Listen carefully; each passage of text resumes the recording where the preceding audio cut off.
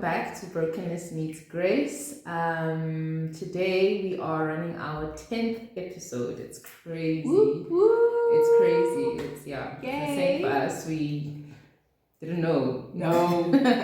It could get this far so quickly. Yeah. Thank you for all of you who've been tuning in to these podcast episodes and listening in, your input, your comments. We really, really appreciate them. Thank you to all of our guests so far. Who have come on and just made such great contributions to this podcast for us. For us, this is just a platform where, we can talk about the things that really plague us as people, the things that we really struggle with, that often we don't want to bring to the fore, or we feel too ashamed or too different to talk about. But we want to highlight how God carries us, and God can still be found in all of those things because His grace is sufficient. And it's so crazy because this idea started off as conversations we used to have at home. Yeah. And we often used to say, no, we need to make a podcast where we're just talking about these conversations that we talk about amongst one another, and just put it out there and see how far it goes. And I mean, how many people have the same conversations in their own household, talking about stuff that are relatable, but always bring in a Christian element to it and always bring in like a faith perspective to it. So it's just so humbling to know that this platform has done what we didn't even think possible, really. And all the amazing people that have come on board and that have come and just shared this platform with us. It's really been a humbling experience. It really, really has.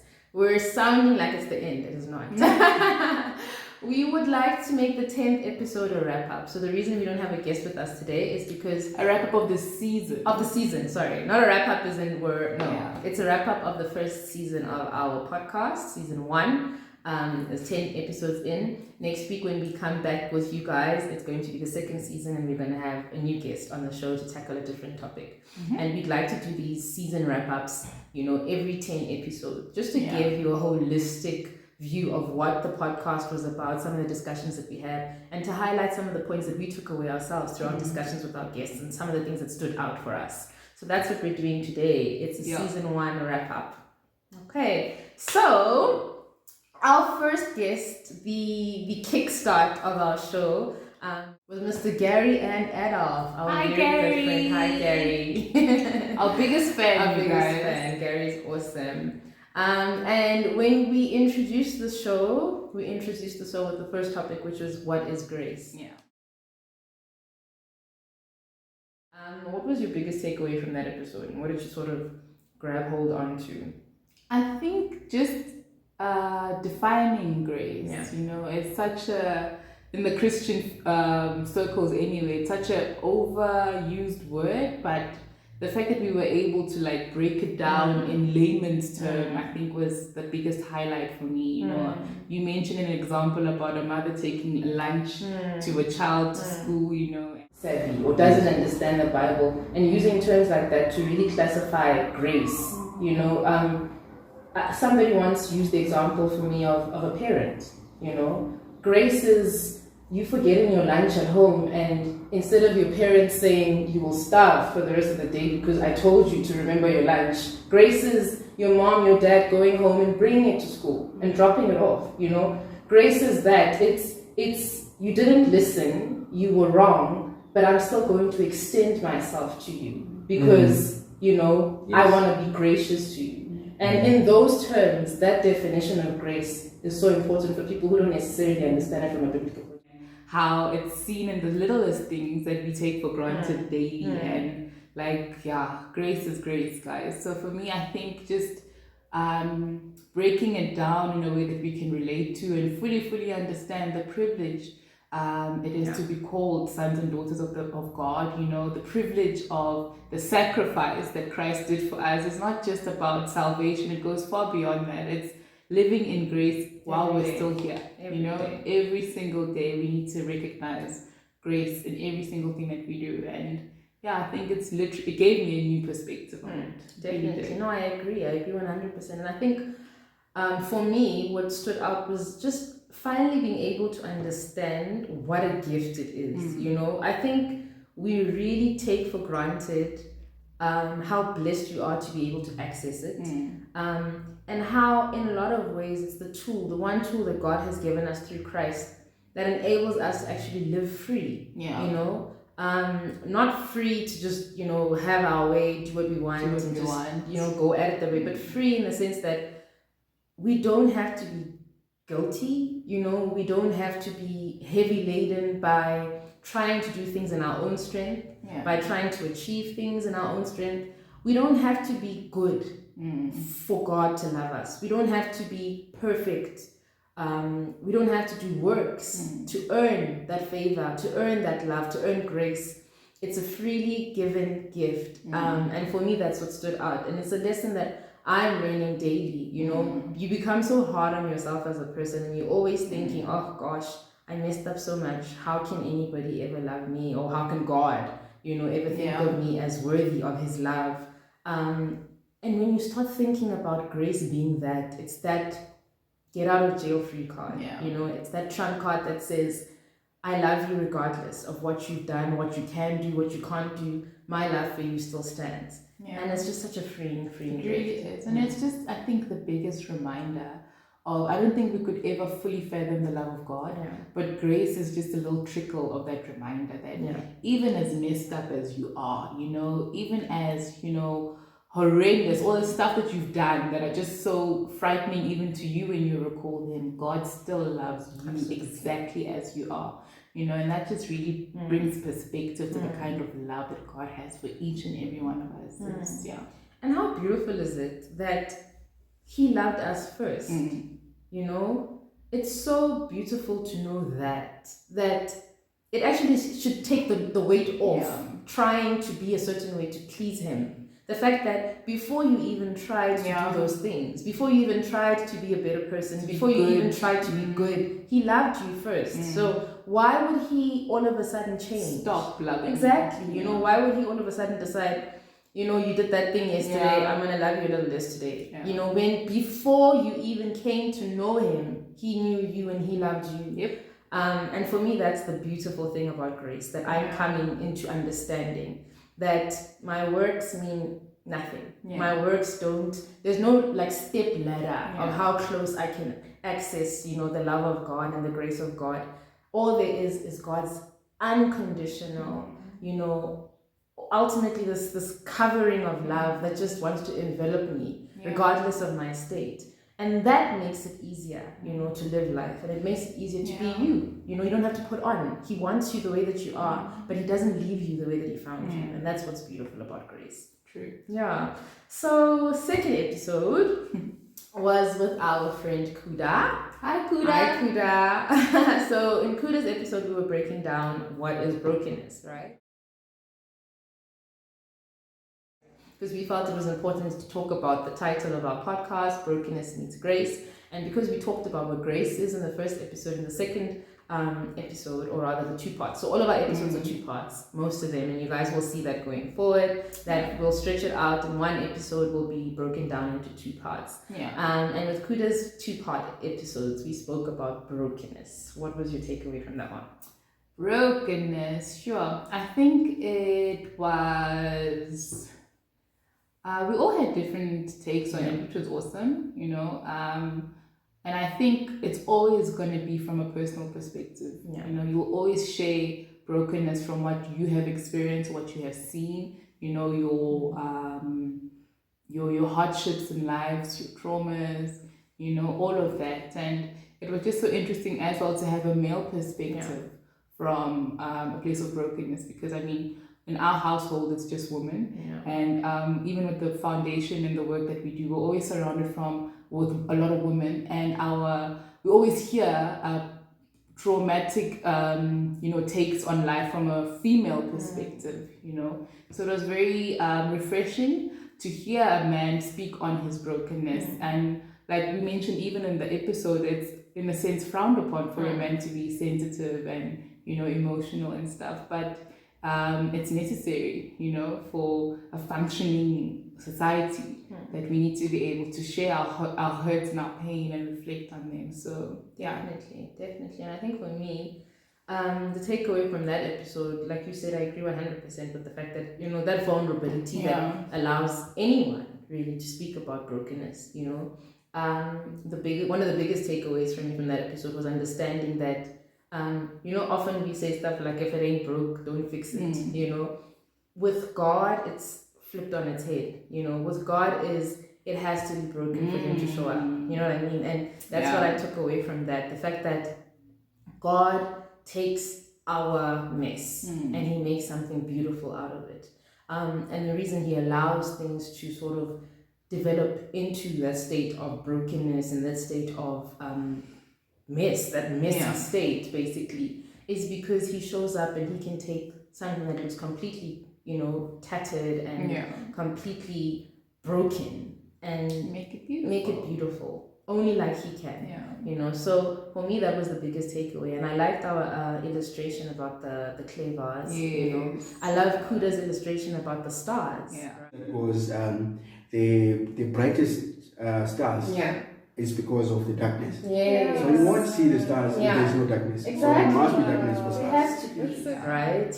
He mentioned how if it wasn't dark, you wouldn't see the stars, right? And for me, that was so powerful, because truly, it's in the darkest times where our character is developed and sharpened and refined, and we become so much better for it on the other side. And often, we wouldn't have been those people had we not gone through some of the most painful experiences, some of the most difficult, some of the darkest days. And that was for me one of the biggest takeaways. Definitely. We were talking the other day about mental health, and we were just saying how it's so unfortunate that it's become somewhat of a trend. Like, it's such an important issue, people who struggle with anxiety and struggle with depression genuinely, and struggle with all sorts of the variety, the plethora of different mental illnesses that they are. It's such an important issue.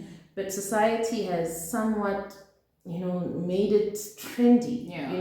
It's this thing where panic attacks are in, and being, plagued with mental issues is like this badge of honor type thing. They call it part of the spectrum. So if you're part of the spectrum, then you're a cool person. Which is crazy, right? But for me, what I take away from things like that is the fact that it's okay to identify your brokenness. It's okay to be able to say, I struggle with A, B, C. It's okay to be able to say, I feel like I'm broken in these areas. It's okay to do that as long as it doesn't become a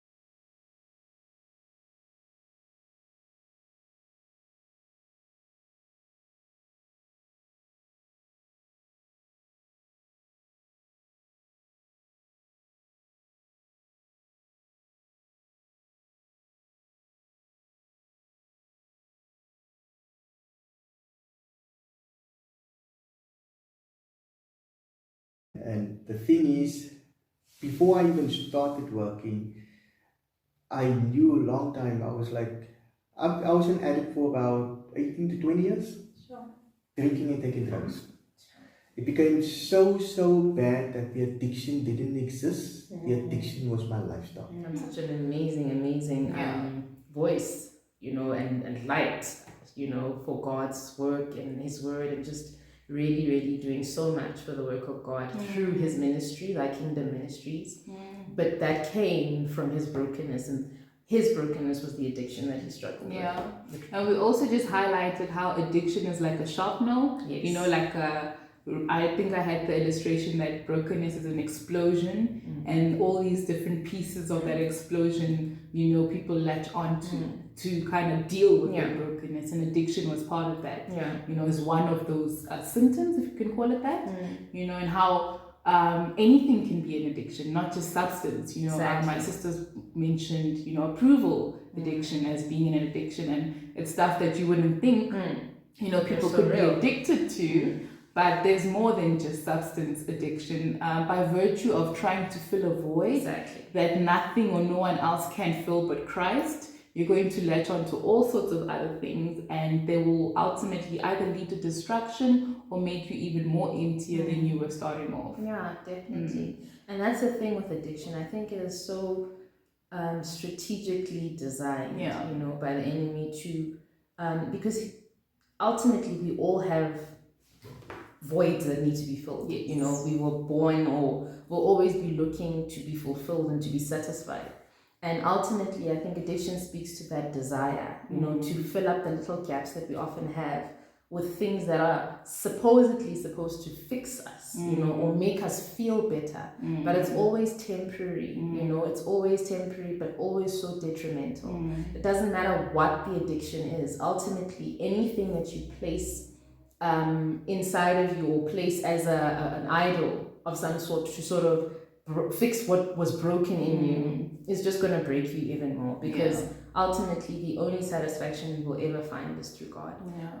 And I made the analogy of saying, replace any addiction you have with an addiction on Christ. And that's true, because we were created to only be satisfied by Him. And our journey here on earth is just this relentless pursuit for satisfaction. That's basically what we're all out here doing, this pursuit for satisfaction, and we keep finding it in all the wrong places, and they take a little piece of us with them every time it leaves, every time that person leaves, every time that substance leaves, every time that vice leaves. It takes a little bit of you with it, because it wasn't meant to be what fills you. And that's what develops addictions. So ultimately, satisfaction can only be found in God. And when you do bring your brokenness to Him, He's able to fill every crack. And use all of that to glorify Him ultimately. So, and then the fourth episode was with our friends Tanya and her son Caleb. And we were talking about broken homes. What was your takeaway there? Sure. I think it was amazing to have a mom and a son. For us, the idea was just to get one, but to be able to have two perspectives was really just incredible. And to be able to bounce off of all of our experiences, because often when we grow up, or even when we live life, we think we're the only people going through certain things, and we think it's, the worst possible things only happen to us, and it's just isolated to us. But to be able to be in a room to hear how it all is rooted in how we're raised, our traumas, our brokenness, our addictions, mental health, all of it, you can always trace it back to the foundation at the core, which is how we are reared, our households, the experiences that we come from, our parents, what we see, what we absorb, as children, and to be able to kind of break that down and actually say, this is the crux of it. Foundationally, this is where we can actually get it right or very, very wrong, and it was very insightful to break that down the way that we did, with all of our different backgrounds and experiences. But in a sense, they were all the same. If you really line it up. And I think that's so powerful, how really at the foundation of all of that identity that we spoke about is how we are raised, and how important it is for us to develop a good identity in our children, or rather give them the tools to be able to stand on a good identity as they grow up through life, because that sort of shapes how you see everything after that point.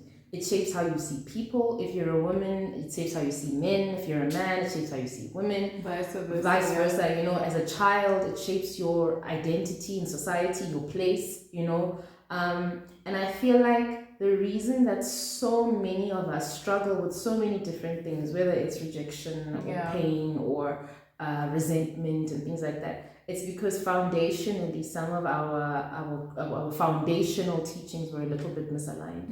And that happens often with people who come from broken homes. And I think the biggest takeaway from our time with Tanya and Kayla was the story she told us about when she was at the boarding school, and her dad came to see her, and her dad phoned her for the first time on the public phone, the little ticky box that we used to have back in the day. And for me, the reason that stood out was just this notion of how, as a child, your parents are your heroes. You love them so much, and all you ever want, I don't think it matters what they have and what they don't have. You just want them there for you. You want them to show up. You want them to show you that they love you in the best ways that they can. And for me, that stood out because even as old as she is today and everything that she's been through, that memory was so strong. It was such a strong memory in her heart. And she holds it so dear to her heart. And it was such a simple gesture. All he did was he showed up. You know what I mean? He called and he came. So for me, that really, really just stood out for me because of the idea that the broken homes rather, they tarnish the view that children have of their parents at times. And also just how important each role is in the household, and we also discussed how broken homes are such a norm now everywhere in the world, really. It's either single moms predominantly raising children or single fathers, but there's very rarely, the majority is brokenness rather than a whole family. And we reference the Bible, and I know we spoke about Genesis in the beginning and the original family unit that God had in mind was a father and a mother, both in the household rearing children under the guidance, under the leadership of God, having biblical principles, rooted and taught to the children, and they raised with those same values and principles, and they have their parents as an example of that. So I think the enemy really that is his biggest mission in life is to destroy it from such a young age that it's almost irreparable as you grow and become an adult. Very, very true. Another takeaway from that episode was Caleb's experience with the broken home. But how? This is just in your head. Reading into a brown paper bag and hear some bolts. I was so furious. So I would sit at home and I would think to myself, this is not real. This is from hell. This is from hell, and I need to know who God is. I need to know who Jesus Christ is. And I went to a local church for me, and I met a fellow pastor over there, and I tried to explain to him what I was going through. I didn't know how to pray. I didn't know who God was. I was new to all of this. I was fearing that I was going to die, and I was like, please help me. This is what I'm going through, and this is what he said to me. And it made me so angry. I'm going to be honest with you. I asked him, please help me, please introduce me to Jesus, please help me. You know what he said to me? He said to me, come back on for Sunday service, and then we will learn about God. I went home, bearing in mind I was so sick, I couldn't sleep, I couldn't eat, I couldn't do anything, and I still had to work because I had a child. And anyways, I was angry. I tried to start praying at home. I started praying on my own, but I was so frustrated because it felt like the prayers were bouncing off the roof. I didn't know if it was getting to God. I felt so separated from God because I was so sick. He still was able to come in to realize and become the father that he is to his children, and the husband that he is to his wife. You know what I mean? So there's grace. You would expect that, or rather society tells us that people who come from certain backgrounds just grow up to be one way or another. You rule them out. Exactly. But God, but God. That's all you have to say, and things change, right?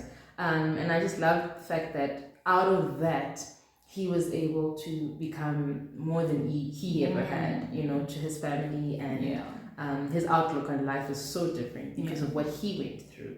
And that's just grace. And he embraced it as well. Exactly. Yeah. And then speaking about parenting and speaking about homes and things like that, our 5th episode, which was last week's 2-part episode, was our Mother's Day special. And that's when we had our mom on the show and we were talking about parenting from brokenness. So grow up as these parents who come from broken homes. What kind of parents do we become? And how do we parent from brokenness? How do we become good parents when sometimes we don't have a good reference? You know, we don't have a good example to look at of what a good home is. How do we become good parents with that sort of backdrop? Your takeaway from last week's discussion with Mommy? Sure. It was just so nice to be able to just share a different role of a mother. You know, it's not just this one-dimensional role that we think, but so many women can play a role in mothering and bringing up and rearing, you know, and nurturing a home, children, you know. So for me, that was my biggest takeaway. Of course, not having children, like biological children of my own, it was just so nice to be able to reflect and identify, because I think these discussions also are like bring insights to us. You know, we're not always walking around with all these deep conversations and stuff. So it's a nice platform to be able to go and say, okay, hold on, I can identify this, I can reference this, I can check this. So it was really good to be able to reflect on that personally, and also to have reference of my mom and my sister's mothering techniques, you know, and to be able to share that with so many other women out there, and just to encourage mothers. I think more than anything, that episode was just to encourage every single type of mother figure there is in the world, you know, that you are seen, you are valued, you are loved, and you are valuable. Exactly who you are. So for me, that was my biggest takeaway from that. I mean, the role of a mother is such an important role, you know, the role of any parent, mother and father. I think what I took away from last week's discussion was just that, you know, the coming into acceptance and coming into understanding what an honor it is to be someone's mom or someone's dad. Don't understand what a not only is it a gift, but a blessing, an honor to be bestowed the privilege of rearing another human being, another life, to be entrusted, you know, by God. And that's exactly what it is. And God doesn't allow anybody, just anybody, to have a child. You know, I think it's definitely an entrusting, and when He gives you that responsibility, He fully knows that you are able. You're capable. You're capable, you know, to rear it and to bring it upright, you know. So I think for me, first and foremost, let's understand that, you know, when it comes to what, like Mommy said, and being an incubator, but it's just so much. And if we fully understood the role that each parent, a mother and a father, needs to play in bringing up that seed, you would actually be not fearful, but revere it. You know, revere that responsibility, revere that title, because it really is an honor. Absolutely. If we all looked at it that way, we'd actually be able to parent a lot differently, or bit parent better. you know, instead of seeing it as this chore, seeing it as another bill that must be paid, another mouth to be fed. It's like a real honor. You know, it's an honor because not everybody gets the opportunity to be one, first of all. But secondly, it's an honor because ultimately God thinks you are trustworthy enough to be... You're capable to be entrusted with a life, to rear that life into an adult, you know. And in some cases, still parent them into their adult years, because you will always be that person's sounding board. You'll always have to be there for that person. So for me, that's what I took away, that we really need to be more grateful for our roles as parents, see them in the honor that it is, and be grateful to God for bestowing us with that honor, and parent our children with pride. You know, so that's really what I took away. And with intention as well. You know, we often just think that a role as a mother is just to feed and clothe and give them a shelter, but there's more to nurturing and rearing and just giving them their basic needs, you know. So I think more than anything, to just parent with intention, parent with the intention of knowing that I'm going to put in 150% in making sure that this human being turns out to be almost perfect, you know, and put everything in doing that. Definitely. And legacy, right? Yes. Be intentional about what you want to leave behind. You know, it's great to leave behind material things so that your children are taken care of in the material way, you know, the houses, the money. That's fantastic. And if your parents that are able to do that, good. But it's even more important to leave the legacy that allows your child to be a fully functional human being in society, not just for themselves, but for the greater society. You know, we try very hard to teach our children because we are still learning this, and we're also coming into this truth that we're not alive for ourselves. You know, God didn't put us on this earth just so that we can be satisfied with living and waking up every single day and having what we want and eating what we want and going to work and making a living to pay the bills. And it's not about us. It's always about how can our existence impact people around us? What value are we adding to the world? That the day that we leave, you know, we have left a footprint that matters. And that's the legacy that we are referring to. So we need to be intentional about leaving that kind of legacy for them so that it's a generational legacy that's passed on from generation to generation, that you cannot leave this earth and not leave a mark. You must leave a mark, and your mark needs to be an impactful one that has touched lives and made changes in the lives of all of those around you. Be a blessing, basically. Definitely. Yeah. So that was a great episode last week. And that was the 10 episodes. So it literally was that quick. 5 recordings, 2 parts each, and we delivered 10 episodes of the podcast so far. We have exciting discussions coming up ahead. We're going to cover topics around mental health. We're going to be talking about purpose. We're going to be talking about identity. And we've got our guests lined up, so we're very, very excited for that. Tune in for next week as we open up with season 2. But yes, please send through your suggestions as well. If you guys feel like there's something that you'd like us to cover, go right ahead and we can talk about it. If somebody would like to be a guest on the show, come through. Come through. There's lots of room. I think this table can take about 4, so we're good, you know. So come through. Please do. We would really appreciate all of you, everyone. Just come. Let's chat. Let's talk. Let's talk. Right. We really hope that these podcasts have done what they were intended to, which is just to be that, you know, that platform to talk about things that, or even get you thinking about things differently. You know, the stuff that you didn't necessarily see a certain way. We hope that we have given you a perspective on them.